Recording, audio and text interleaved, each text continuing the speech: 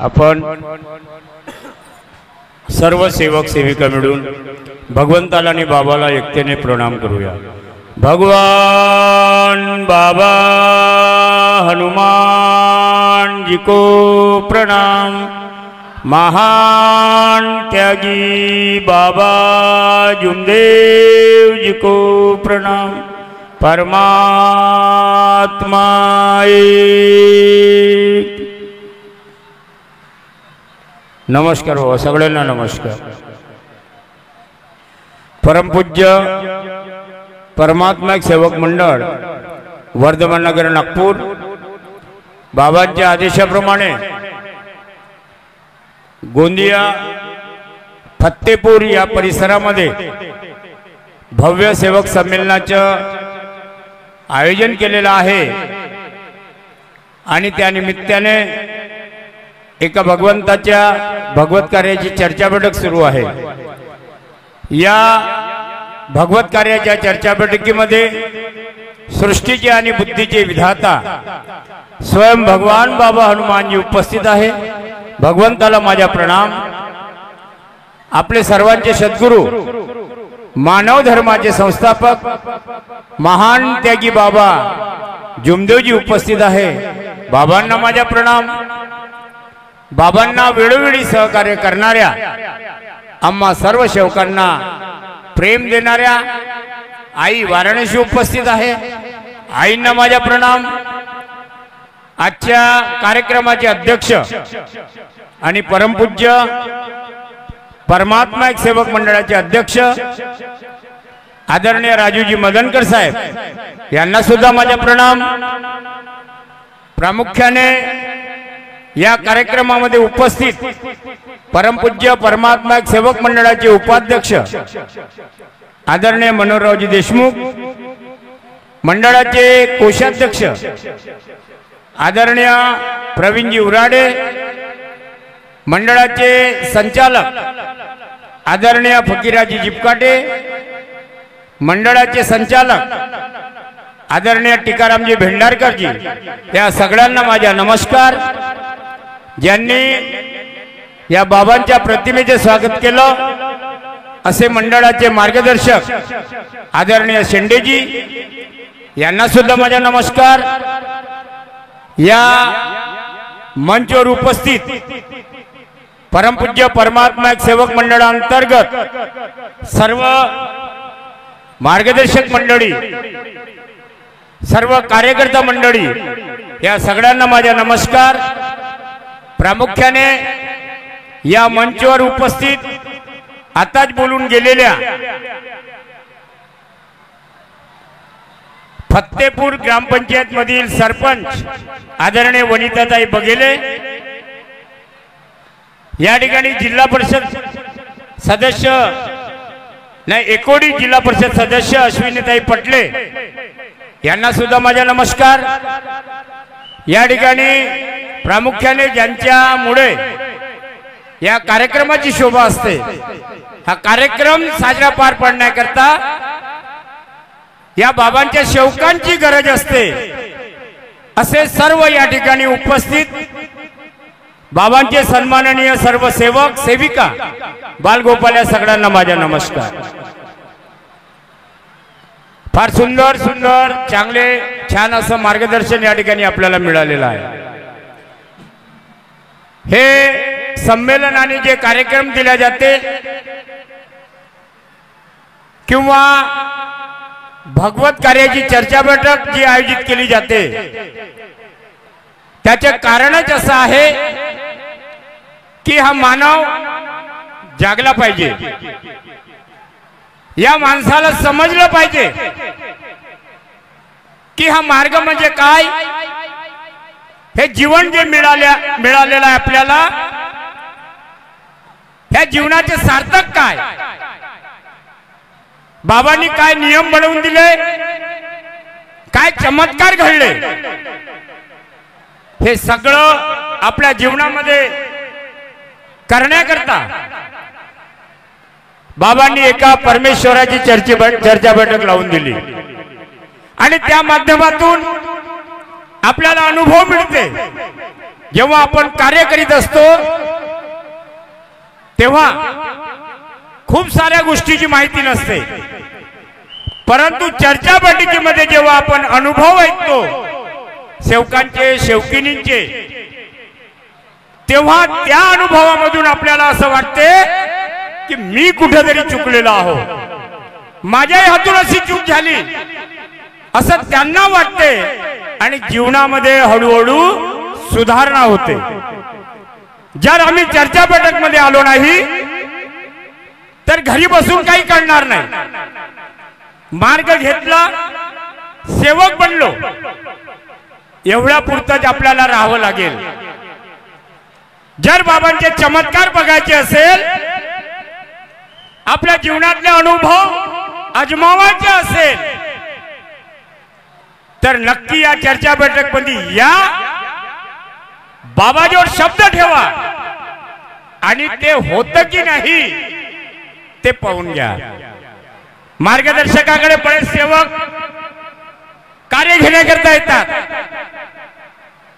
बरेच मार्गदर्शक सांगतात की फलाण्या ठिकाणी हवन कार्य आहे, त्या चर्चा बैठकीमध्ये तुम्ही जा, त्या ठिकाणी परमेश्वर उपस्थित असते,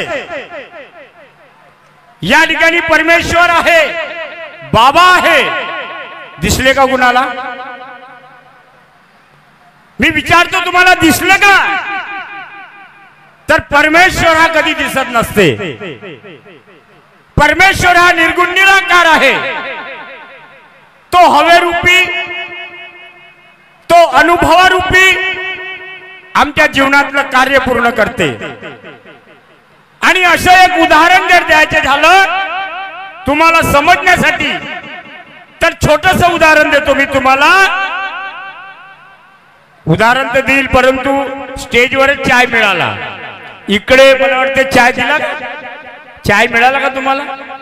नाही मिळाला, हरकत नाही, घरी तर चाय पित असाल ना, घरी तुम्ही सर्व चाय पिता सकाळी, एखादा 1% लोक कोणी कोणी पित नसेल, पण चाय पितो आपण, बरोबर आहे?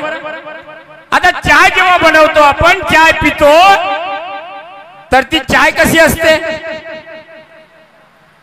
गोड असते। आता देशमुख साहेब फिकी पिते, पण थोडी साखर चालते नाही का? फिकी असली तरी साखर त्या ठिकाणी टाकावं लागते, कोणी बिना साखरेची पिते। मग तो चाय जर गोड आहे तर त्या चाय मधली साखर पितानी दिसली काय आपल्याला? साखर नाही दिसत, का नाही दिसत? तर ती त्या गरम पाण्यामध्ये जेव्हा साखर चाय बनवणारी बाई किंवा व्यक्ती टाकते तेव्हा ती विरघळून जाते आणि त्याचा गोडवा त्या चायमध्ये निर्माण होते। तसंच या बैठकीमध्ये आम्ही या ठिकाणी उपस्थित झालो, आमचा विश्वास त्या परमेश्वरावर बसला की या ठिकाणी परमेश्वर आहे, पण तो दिसला नाही, पण तो प्रत्येक सेवकांच्या जीवनामध्ये विरघळला आणि म्हणून आमचं दुःख दूर झालं। अनेक मध्ये असताना कितीतरी प्रतिमा लावल्या, कितीतरी अगरबत्त्या लावल्या, कितीतरी सुगंधित हार चढवले, लाखोनी पैसा खर्च केला, परंतु समाधान मिळाले नाही। मार्गात आल्यानंतर विश्वास पटला की या मार्गात दुःख पडते, या मार्गात दुःख दूर होते आणि म्हणून तो त्या ठिकाणी उपस्थित झाला आणि आमच्या दुःखाचा नायनाट केला। एका साध्या दिवाळीला आम्ही अगरबत्ती लावतो, काही नसते त्या ठिकाणी, आणि त्या ठिकाणी आम्ही सांगतो की परमेश्वरा मला हे दुःख आहे हे दूर कर। कोण ऐकतो त्या ठिकाणी? पण ऐकलं तेव्हा आमचं दुःख दूर झालं की नाही? तिथं कोणीतरी ऐकणारा होता आणि म्हणून आम्ही एक चित्त एक लक्ष या बैठकीमध्ये बसून सर्व सेवकांचे सेवकिनींचे अनुभव आपण ऐकले पाहिजे, तर नक्की आमच्या जीवनामध्ये फायदा झाल्याशिवाय राहणार नाही. बाबांनी एका परमेश्वराला मिळवलं, स्वतःच्या कुटुंबातलं दुःख दूर करून जगाच्या कल्याणा संतांची विभूती या म्हणीप्रमाणे गरीब आणि दुःखी लोकांना जागवण्याचे कार्य केलं. काय गरज पडली होती बाबाला? बाबाच्या कुटुंबामध्ये जेव्हा दुःख होतं तेव्हा आम्ही धावलो होतो काय? बाबाला आम्ही मदत केली होती काय? माहीतच नव्हतं. मग बाबाला काय गरज पडली त्या दुःखी आणि गरीब लोकांच्या दुःखाचा नायनाट करण्याकरता? प्रश्न आहे आमच्या समोर. आज कितीतरी दुःखी आणि गरीब लोक दारिद्र्यामध्ये फसलेले आहेत आणि बाबांना वाटलं की हा जन्म, हा मानव जन्म हा वारंवार मिळणारा नाही.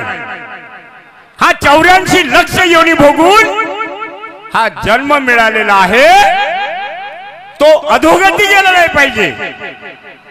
आणि म्हणून बाबाला फिकर पडली. बाबांनी कधी हा माझा, हा तुझा, हा माझा नातेवाईक, मामा, काका, दादा याकडे लक्ष दिलं नाही. बाबांनी हा मानव आहे, याचे जीवन वाया नाही गेलं पाहिजे, म्हणून त्या दुःखी आणि गरीब लोकांकडे बाबांनी मन वळवलं. परमेश्वरावर शब्द ठेवला की माझ्या कुटुंबातलं दुःख दूर केलं, हे काय तू नवल केलं नाही का? म्हणते परमेश्वराला, बाबा माझ्या कुटुंबामधलं दुःख दूर केलं, हे काय तू नवल केलं नाही? या मार्गात येणारे लोक, यांचं दुःख दूर झालं पाहिजे असं वचन त्या परमेश्वराकडून घेतलं. आणि त्या मोबदल्यामध्ये फुकट भेटत नाही. मार्ग भी काही फुकट भेटला नाही, लक्षात ठेवा. पैसे लागले नाही, परंतु कुछ पाने के लिए कुछ खोना पड़ता है. आम्हाला वचन द्यावं लागलं आणि त्या मोबदल्यामध्ये आम्हाला आराम मिळाला, आमच्या दुःखाचा नायनाट झाला. आम्ही त्या गोष्टीकडे कधी लक्ष देत नाही. सकाळी विनंती जेव्हा म्हणतो, अभ्यास करतो का त्या गोष्टीच्या? कधी साध्या 4 ओळी आहेत, ते आपण परमेश्वराला वचन दिल्यासारखं बाबांनी ते विनंती तयार केलेली आहे. त्या परमेश्वराला शब्द देतो आपण आणि त्या मोबदल्यामध्ये आपल्या जीवनाच्या दुःखाचा नायनाट होतो. परंतु जीवन जगत असताना आपल्याला मी काय वचन दिलं परमेश्वराला, मी सकाळच्या विनंतीमध्ये काय बोललो, याकडे जर आम्ही लक्ष दिलं तर या मार्गातला सेवक कधीही दुःखी आणि गरीब राहणार नाही. एवढं दुःख बाबांच्या कुटुंबामध्ये होतं, तेवढं कोण्याही सेवकाच्या कुटुंबामध्ये दुःख नव्हतं. एक शिट्टी वाजली तरी एक जीव जात होता, कुत्र्यावानी भुंकत होते.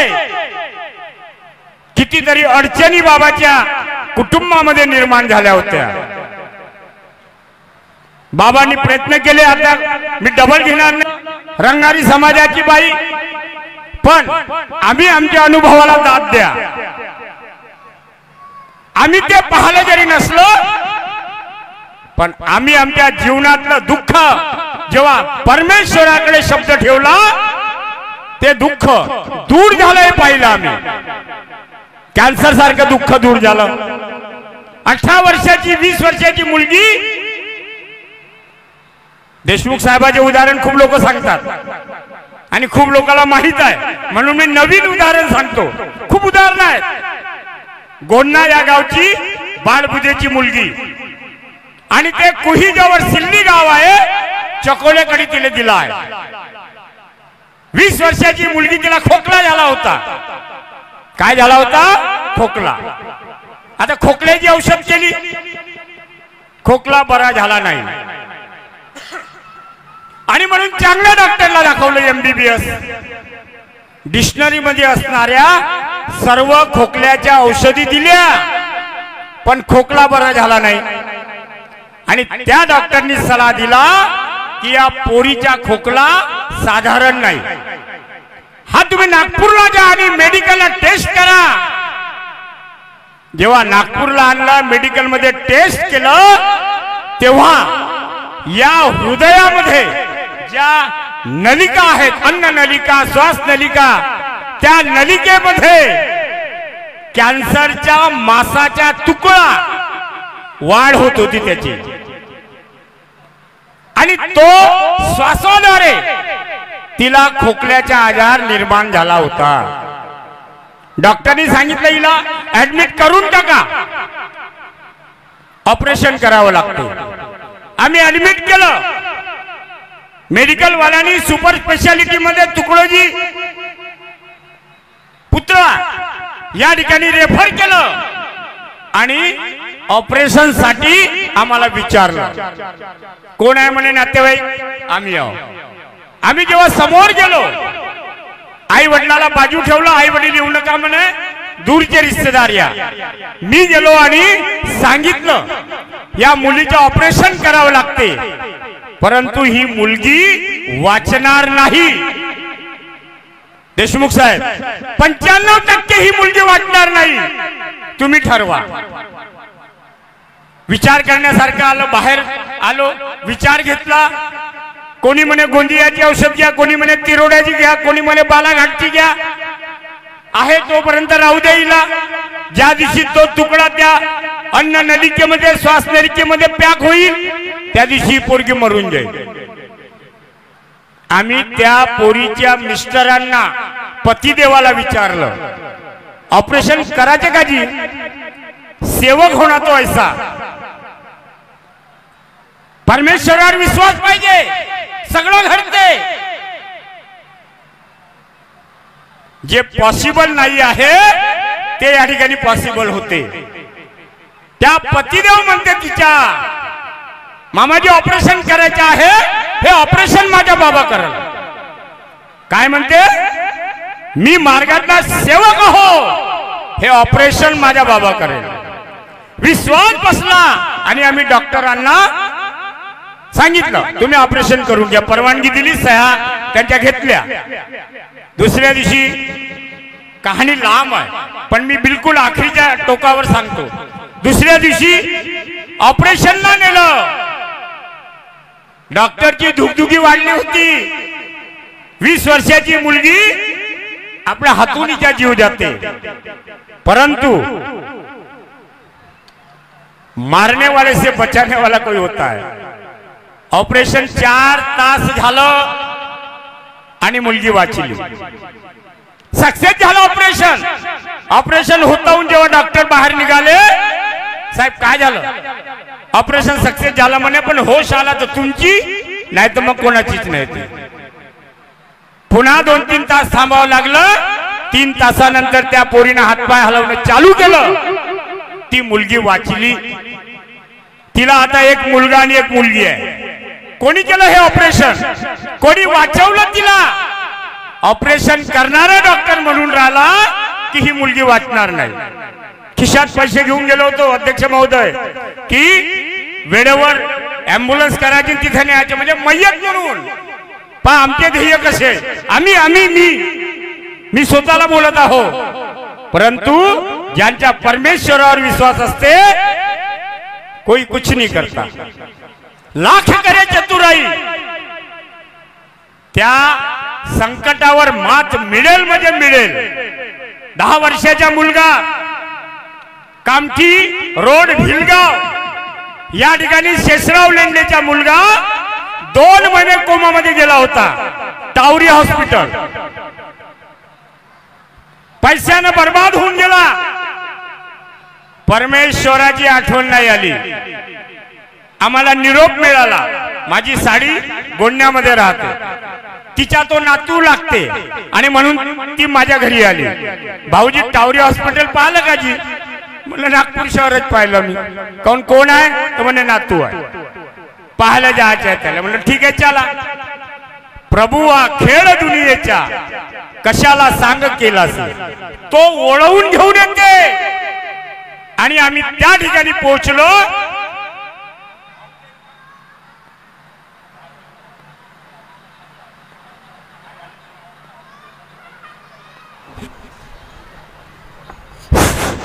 पाहू देत नव्हते. आणि त्या ठिकाणी गेल्यानंतर त्या मुलाच्या वडिलाला मी विचारलं काय काय उपाय केले. त्यांनी पूर्ण डॉक्टर उपचार सांगितले. मी म्हटलं परमेश्वराला काही सांगितलं नाही का? बाबाजवळ शब्द ठेवला नाही का? नाही जी म्हणे आम्ही बाबाचे सेवक, एवढा मोठा डॉक्टर आमच्या घरी बसला राहते आणि आम्ही त्याची आठवण करत नाही. तुम्ही तुमच्या मार्गदर्शकाला शब्द दिला काय? सोडवणूक केली काय? नाही. हा खेळ असा असतो. आम्ही चावरा बावरा होऊन जातो जेव्हा संकट ओळवते तेव्हा. बाबांनी काय सांगितलं? या जीवनामध्ये सुख आणि दुःख येईल परंतु घाबरण्याची आवश्यकता नाही. त्या परमेश्वराला समोर ठेवा. करता करविता तो आहे. आम्ही शब्द दिला आहे मरे याजी भगवत नाम. पण कुठे गेला आमचा विश्वास? आमचा विश्वास गेला कुठं? त्याला दोन शब्द सांगितले, तुझ्या मार्गदर्शकाकडे जा आणि त्याच्याजवळ शब्द सोडव. पण एक शब्द लक्षात ठेव म्हटलं, कारण की आमच्या सेवकांच्या सवयी आहेत. मार्गदर्शक जेव्हा शब्द काढते तेव्हा त्याला उत्तर मिळते. मार्गदर्शक काय सांगणार आहे तुम्हाला? तेल रक्षा लाव म्हणून, नाहीतर तीर्थ बनव म्हणून. हे सेवक काय करतात? मी सकाळी बनवलं होतं जी म्हणते. काय म्हणते? तुम्ही जे सांगून राहिले ते मी सकाळी बनवलं होतं. लागणार नाही. आदेशाची गरज आहे, शब्दाची गरज आहे. आणि म्हणून त्या शब्दाकडे लक्ष दे म्हटलं.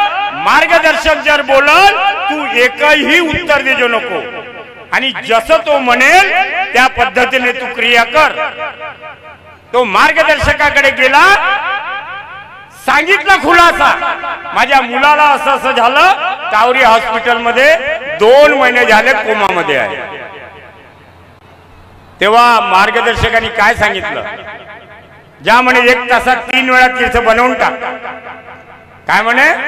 1 तासात 3 वेळा तीर्थ बनवून टाक. आता मी याला सचेत केलं होतं का तू उत्तर देशील नको, नाही यांनी म्हटलं असतं का तीर्थ तर रोजच बनवतो जी, नाही का? शब्दाचं पालन कर. त्यांनी तेच केलं. दवाखान्यात आला, तीर्थ बनवलं.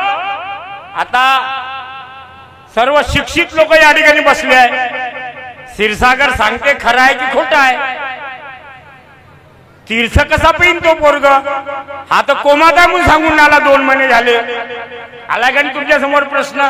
म्हणजे क्षीरसागर खोटं बोलते असं होईल का नाही सिद्ध? ते तीर्थ होटाला लावण्यात आलं आणि मुलगा हळूहळू कोमातून बाहेर निघाला.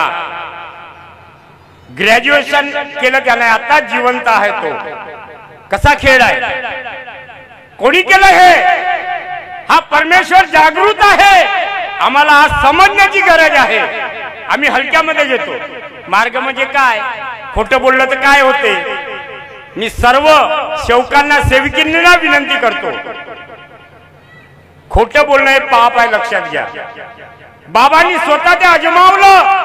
सोन्या चांदीच्या दुकानामध्ये नोकरी सोडली, कॉर्पोरेशनची ठेकेदारी सोडली. कशा करता? बाबांनी त्या परमेश्वराला सत्याचं वचन दिलं होतं. आणि ही कृपा जागृत राहावी, टिकून राहावी, याकरता बाबा खोटं बिलकुल बोलत नव्हते. म्हणून ही कृपा आज कार्य करीत आहे. आम्ही जर मनमानी केली, आम्ही जर त्याकडे लक्ष दिलं नाही, आमचे जीवन अनमोल आहे. कोणी असे या स्टेजवरचे असे की 10 लाख जे सेवक आहेत त्याच्यापैकी सगळे हलक्यात घेऊ नका या कृपेला, जीवन वाया जाईल माझे बापू. एक गोष्ट नाही झाली तरी चालेल, काही फरक पडणार नाही, परंतु दुःखी होऊ नका. परमेश्वर म्हणेल, बाबाला संबोधित केलं, हे मानव ये बेईमान है और उसमें से तू एक है. मैं मानव पे कदापि विश्वास नहीं करता. ज्या महान विद्यार्थ्याने परमेश्वराला मिळवलं त्या व्यक्तीला जर असं म्हटलं आम्ही काय हो, आम्ही काय लागलो त्याच्यामध्ये, काही नाही, आम्ही शून्यामध्ये आहो. हे पद येतील पद जातील, ही क्रिया सुरू राहणार आहे. परंतु आम्ही जर अहंकार केला, आम्ही जर त्या परमेश्वराला खोटं बोललो, समोरची परिस्थिती कठीण आहे, समोरची परिस्थिती कठीण आहे. 98 मध्ये मी मार्गात आलो, 29 नोव्हेंबर 1998. आता तुम्ही म्हणून याला तर बाबाला पाहिलंच नाही, पाहिलं. आता बाबा काही जिवंत झाले नव्हते, अनेक मध्ये असताना पाहिलं. आमच्या धर्मापुरी गाव होतं, त्या कुटुंबामध्ये बाबा येत होते. माझ्या मोठ्या इकडे ते बसत होते, चंद्रभागाबाई क्षीरसागर दहीवाली म्हणे तिला, तेव्हा पाहिलं. तेव्हा आम्ही ह्या क्रिया पाहिल्या. आमच्याच मार्गातले काही लोक टप टप टप टप जोडा वाजे आणि 200 लोक त्याच्या पाठीमागे राहत होते. कसा समय आला हो, एक समय असा आला की स्वतःच्या प्रॉपर्टीचा चेक, स्वतःच्या प्रॉपर्टीचे पैसे ज्या दिवशी लाच पडली होती त्या दिवशी चेक मिळाला. पाहिला का हो, कशाला महत्व देतो आम्ही. पैसा हे पाण्यासारखा वाहून जाईल, आज तुमच्याकडे आहे उद्या याच्याकडे राहील. जो वचन दिलं परमेश्वराला तो जर आपल्यापाशी 24 तास उपस्थित जर आहे, या दुनियेतला कोणताही व्यक्ती तुम्हाला हात लावू शकत नाही. बाबाचं म्हणणं आहे, बाबा बोले मेरे या मार्गातला सेवक कधीही गरीब आणि दुःखी राहणार नाही. आणि तो जर राहत असेल तर आपल्या कर्माने.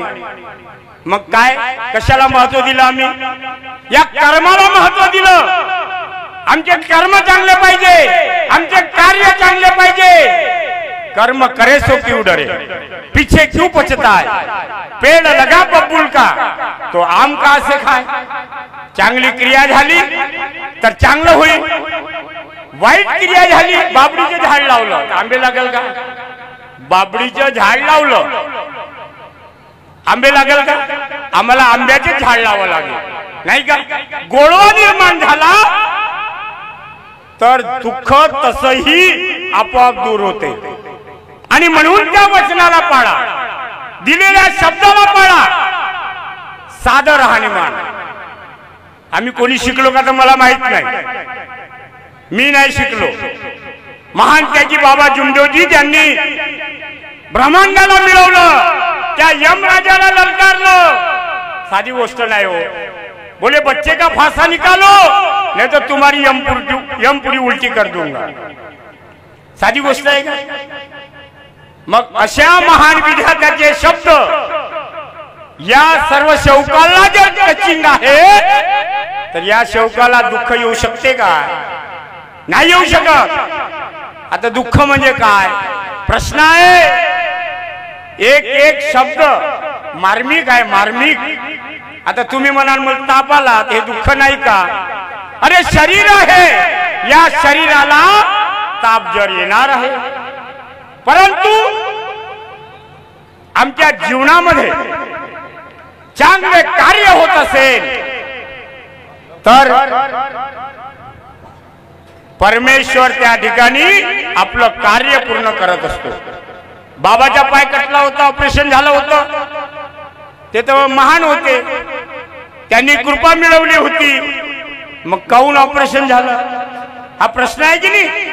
पण नाही, हे जीवन आहे, या जीवनामध्ये ते होणार आहे. पण बाबा डगमगले नाही, बाबा डगमगले नाही. अमेरिकेला डॉक्टर मनोज ठुबरीकर कडे होते. मुलांनी म्हटलं बाबा तुम्ही इथेच राहून जा. तुम्ही भारतात जाऊ नका, इथं सगळ्या व्यवस्था आहे, इथं सगळ्या व्यवस्था आहे, पैसा, खाणं पिणं सर्व एअर कंडिशन. पण बाबाला फिकर कोणाची पडली होती?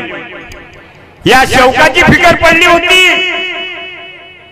म्हणे डॉक्टर म्हणो तू एकुलता एक मुलगा आहे म्हणे या ठिकाणी, माझे भारतामध्ये अनेक लेकरं माझी वाट पाहत आहेत म्हणे. लेकराची पदवी दिली तुम्हाला, आणि आमची वागणूक कशी, आम्ही कसे वागतो लहान मोठ्याला? बाबांनी केलं का? नाही केलं. बाबा कोणी म्हणणार नाही, चुका होणार आहेत आमच्या हाताने, पण सावध होण्याची गरज आहे, त्या चुका कमी करण्याची गरज आहे, दुरुस्तीच्या मार्गावर जाण्याची गरज आहे, एकमेकाला सहकार्य करण्याची गरज आहे. एकमेका सहाय्य करू अवघे धरू सुपंत. आता कसं सहकार्य करता? आणि सहकार्य केले तर तुम्हाला काय मिळते? काय मिळते हो?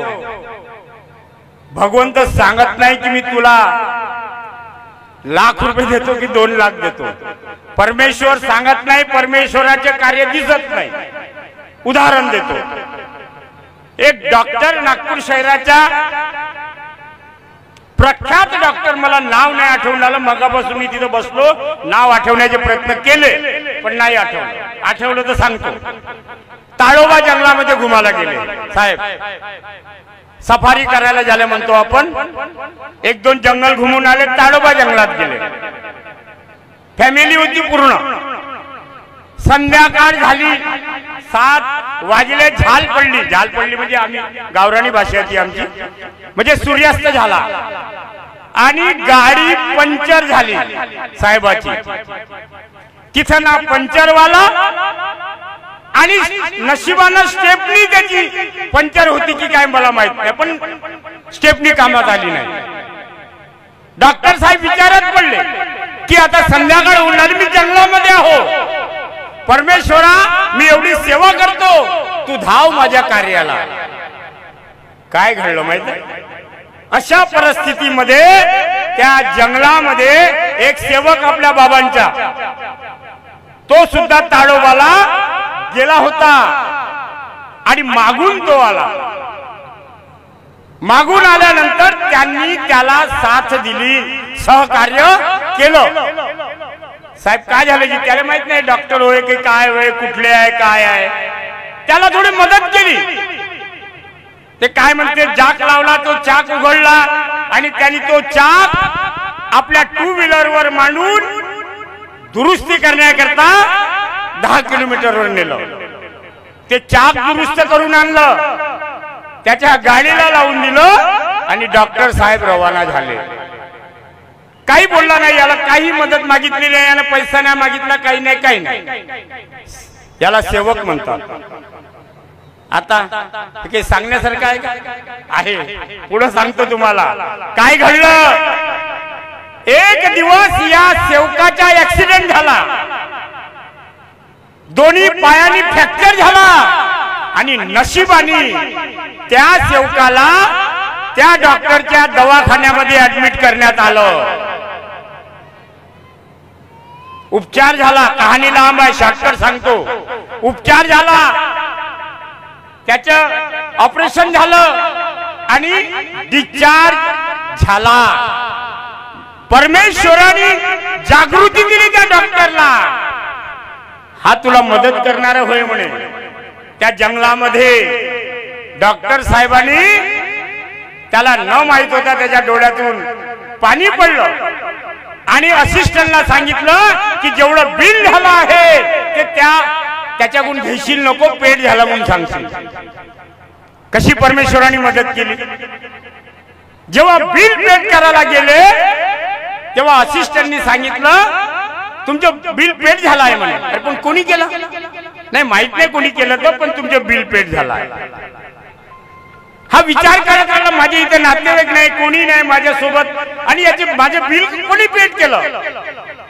हे परमेश्वरा काय घडवलं तू हे.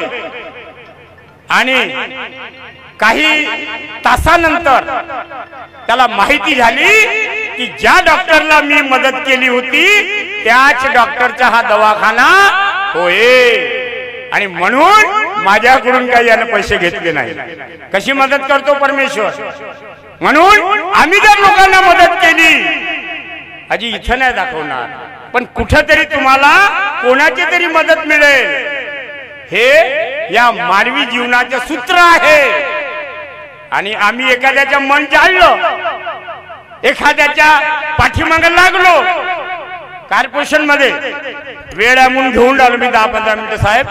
महानगरपालिकेमध्ये मी सचिव असताना माझ्यावर दारूचा आरोप लागला. हे कोणाला आतापर्यंत माहितीच नाही. आता वेळ म्हणून सांगत आहोत कसा. लंच होते आमच्या 1:30 वाजता. आमचा जो अधिकारी आहे वैष्णव डॉक्टर वैष्णव पुण्याचा होता. तो होता बड्डी दारू पिणारा ओराडे साहेब. लंच झाला आणि आम्ही आमचे डबे उघडले. आता साहेब एकटे कॅबिन मध्ये बसले होते. त्याला आम्ही जेवण करायला बोलवलं. तो दारू केव्हा पित होता 5 वाजताच्या नंतर म्हणजे ऑफिस सुटल्यानंतर. आम्ही म्हटलं बोलवून द्या ना साहेबाला एक पोळी खाई. त्याला बोलवल्यानंतर त्यांनी आपल्या खिशातले 100 रुपये दिले आणि चिवडा बोलवला. अरे मी एक पोळी खाऊन आलो यांची तर मी चिवडा बोलवून देतो बा. आता चिवड्यामध्ये काय देते हॉटेलवाले मिरचे कांदे देते ना. आता ते मिरचे कांदे भजे जे काही त्या ठिकाणी आलं आणि कोणीतरी आमच्या हेल्थ ऑफिसरला फोन केला डॉक्टर गणवीरला की साहेब या ठिकाणी दारूची पार्टी होत आहे. आणि रेट पडली आमच्या ऑफिसला. आमच्या ऑफिस होतं शुक्रवारी तलावापाशी जुना शिक्षण विभाग हफीज ऑर्केस्ट्राच्या बिलकुल बाजूची बिल्डिंग. आता रेट पडली कोई हिलो मत म्हणते. अरे नाही हिलत बाबा आम्ही आपापल्या जागेवर उभं राहिलो. त्या लोकांनी सगळं पाहिलं दारूच्या बाटला आहे का. माझी अलमारी उघडली अजून काही लोकांच्या अलमाऱ्या उघडल्या. कुठे आहे म्हणे दारू. साहेब आम्ही दारू नाही पिलो. आम्ही दारू नाही पिलो साहेब. लंच झाला आणि त्याचा डोळा होता फक्त त्या डॉक्टरवर डॉक्टर वैष्णववर आमच्यावर नव्हता. पण आम्ही सोबत जेवलो. तो चिवडा दिसला कांदे दिसले मिरचे दिसले. साहेब दारू नाही पिलो. हे जास्त बोलायचे नाही. कुठे बाटल्या टाकल्या त्याला काढ. साहेब दारू पिलो नाही. तो तावामध्ये आला आणि आमचा मेमो काढला. माझा सुद्धा मेमो काढला की यांनी ऑफिस मध्ये जेवण करत असताना दारू पिली. आणि माझ्या डोक्यात खणकलं वेंडारकर साहेब. मी कॅबिन मध्ये गेलो सिव्हिलला गेलो आणि साहेबाच्या कॅबिन मध्ये गेलो. साहेब मी हात जोडून विनंती करतो मी बाबांचा सेवक आहे. दारू नाही चालत साहेब आमच्या इथं. तुमच्या त्या डॉक्टर वैष्णववर डोळा असेल मला त्याचे काही घेणदेण नाही. पण हा मेमो मला दिला दारूसाठी हा चुकीचा आहे साहेब. हे जास्त बोलतो का तू. दुसरा मेमो असं. आता मी मार रंगात कधी आलो का नाही तर महापौरला विचारून घ्या अटल बहादूर सिंगला. तो मरण पावला. बरेच जे आहे प्रवीण दटके वगैरे यांना विचारून घ्या. हे महानगरपालिकेत महापौर राहिलेले. माझ्या दिमाग जेव्हा सरकते की नाही मी कोणाला मानत नाही. मी साहेब 10 मिनिटात तुम्हाला खुर्चीहून नाही उठवलं तर माझं नाव विठ्ठल नाही. आणि लावला सावर बांधे साहेबाला फोन. उपमहापौर होते. साहेब तुम्ही मला ओळखता आमच्या भवनात येते आमच्या अध्यक्षांचे स्वागत करते प्रवीण दटके साहेब. मी विठ्ठल क्षीरसागर. गणवीर साहेबांनी दारूचा आरोप लावला. हा तुझ्यावर दारूचा आरोप. खूप समजवण्याचे प्रयत्न केले नाही समजला. अवघ्या 10 ते 15 मिनिटांमध्ये त्याला सस्पेंड केलं. Doctor Ganvir health officer. मी कुठला त्याच्या जवळच्या म्हणजे त्याच्या हातातला माणूस. सांगण्याचे तात्पर्य असं आहे की आम्ही जर कोणाला तकलीफ देण्याचे कार्य केलं तर तुम्हाला तकलीफ झाल्याशिवाय राहत नाही. वेळ सांगून येत नाही. आणि म्हणून या मार्गाची रूपरेषा तशी आहे. बाबांनी सगळ्यांना जवळ केलं. पोत्यावर बसले लोकांबरोबर जेवले साधारण सेवक समजले. 10 सेवक दौऱ्यावर होते आणि पंक्तीमध्ये तुपाची वाटी आली. हे मी मधामधात शॉर्ट सांगतो कहाण्या लांब आहे. बाबांनी विचारलं त्या बाईला बाई हे काय आहे वाटीतलं. बाबा हे तुमच्यासाठी तूप आहे. मग हे बाकी सेवकाला नाही तेवढं तूप नाही जी. मग हे वाटी उचलून घे म्हणे. कसे बाबा. आणि आम्ही मी असतो तर हे भाऊ हड्डीचे वाढणं का ते का मटण खायला जातो आपण तर नाही का, हड्डी दे म्हणतो आम्ही, म्हणजे आम्हाला किती स्वाद राहते, किती आपुलकी आहे, मला हड्डी भेटली पाहिजे, याला मांस भेटलं तरी चालत नाही का. बाबाचे विचार तसे नव्हते, बाबा सगळ्याला घेऊन चालत होते आणि म्हणून ती कृपा बाबाजवळ टिकली. आज आम्हाला गरज आहे ही चैतन्य शक्ती आहे, लक्षात घ्या. बाबा हनुमान जे प्रतीक आहे फक्त, ही चैतन्य शक्ती आहे आणि त्या चैतन्य शक्तीला थोडं आमच्याजवळ फुल नाही, फुलाची जर पाकळी राखून ठेवायची असेल तर आज आम्हाला त्या गोष्टीची गरज आहे, वागणुकीची गरज आहे. तर समोर आमचे जीवन चांगलं गेल्याशिवाय राहणार नाही. मी विनंती करतो सगळ्यांना, कार्य करीत असताना व्यवस्थित कार्य करा. काय करा? व्यवस्थित कार्य करा. आता कसे व्यवस्थित म्हणजे कसे जी आम्ही हे करते तसे तर मी करतो, सांगतो बस एक 5 मिनिटं घेईल मी, वेळ होत आहे. साहेबाला सांगितलं की मी अर्धा पाऊण तास घेईल, कारण की तुम्ही लवकर उभं केलं तर मी आज वेळ भेटला तर गोड आहे तर खाऊनच घ्या ना नाही का. मार्गदर्शकाकडे जेव्हा तुम्ही जाता तर मार्गदर्शकाच्या शब्दाकडे लक्ष देणं गरजेचं आहे. आम्ही त्या शब्दाकडे लक्ष देत नाही. मार्गदर्शक सांगते एक, आमचे लक्ष कुठेतरी राहते, आम्ही करतो एक, त्याच्याने बिघाड होते आणि आराम नाही लागला जी म्हणते मला. मग त्याचे छोटूस उदाहरण देऊन देतो. तुमच्या इकडे उदाहरण देणं गरजेचे नाही मला वाटत, कारण की इकडे शेतीतल्या बाया बऱ्याच साऱ्या असतात. आमच्या सिटीमध्ये चांगलं चालते हे उदाहरण.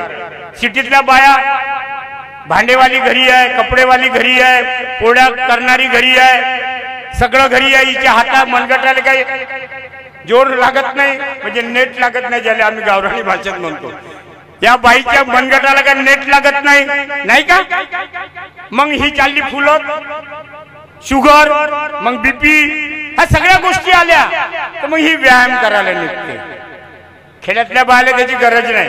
मस्त सकाळपासून उठते, सडा सारवण, फरची पुसणे, हे करणे ते करणे, त्याला काही होत नाही. आता एका बाईने काय केलं, हे सारं माझं कमी झालं पाहिजे म्हणून योगाचा क्लास लावला. कायच्या? योगा योगा योगा समजते ना ते. आता योगा सुरू झाला नाही का जी, योगाचे क्लासेस सगळ्याला समजते का योगा, एवढं सांगा. हा, आता योगाचे क्लास लावले नाही, तुम्हाला नाही विचारलो यांना. आता योगाचे क्लास लावले तर त्या या साईडले 10 गाद्या आणि या साईडले 10 गाद्या, आणि त्या गाद्यावर ते योगा करणारे आमच्या महिला मंडळी जाते आणि तिथे झोपते. हा इथून फुर शिटी वाजवली, त्यानं आपला क्लास सुरू करते. तर काय सुरू केलं त्यानं? हा, रेडी झाले का सगळे? हो. तर म्हणे आता सांस को अंदर लो और सांस को बाहर छोड़ो. म्हणजे झोपल्या झोपल्या हा जो श्वास आहे याला अंदर घ्यायचं होतं आणि मग सोडायचं होतं. डॉक्टर इंजेक्शन द्यायचे, श्वास रोखून ठेव म्हणते नाही का. तो एक बाई त्या ठिकाणी त्या श्वासाले वगैरे काही अंदर घेतलं नाही ड्युटीची, पण काय झालं माहितीये का, आपल्या डोक्यामध्ये भरून ठेवलं तिनं. सांस को अंदर लो और सांस को बाहर छोड़ो. आता तो योगाचा क्लास 1 तासाच्या रात्री खतम झाला आणि ती विचार करत करत आली घरी. चांगला नुकता सांगितला म्हणते आज आपल्याला. योगाच्या क्लास मध्ये तिची सासू घरी होती. आता आली, आपली बॅग ठेवली आणि सासूचा हात पकडला. ते घराच्या बाहेर 3 वेळा काढत जाए, सांस को बाहर निकालो, सांस को अंदर डालो, सांस को बाहर निकालो, सांस को अंदर डालो. घरामध्ये टाकत जाए आणि घराच्या बाहेर काढत जाए. कसा अर्थ लागला? एक सात्विक माणूस माळकरी तिथं बसला होता. म्हणे मी झगडे पाहिले खूप, पण असा झगडा नाही पाहिला. म्हणे बोलत काहीच नाही म्हणे हा दोघे सासू सुना, पण तिनं आपल्या सासूच्या हात पकडला, अंदर नेत जाते आणि बाहेर काढत जाते. तो आला विचारत तेथून उठून, माझे माय म्हणे एक शब्द विचारू का तुला? काऊन जी काकाजी? म्हणे मी झगडे खूप पाहिले, ओरडतानी पाहिलं, सगळं पाहिलं, असा झगडा नहीं पाहिला. म्हणे का झगड़ा कर रही जी? म्हणे हम, अरे मैं तो वहां से देख रहा हूं. बोले तू 3 बार अपने सांस को खींचते खींचते बाहर निकालते और खींचते खींचते अंदर लेके जाती। काका जी वैसा नहीं है बोले, ये मेरे को योगा में सिखाया बोले, ये मेरे को योगा में सिखाया बोले कि सांस को अंदर लो और सांस को बाहर लो। असं जर आम्ही अर्थ काढला ना, असं जर ऐकलं तर कार्य बरोबर होतील का? नाही होणार।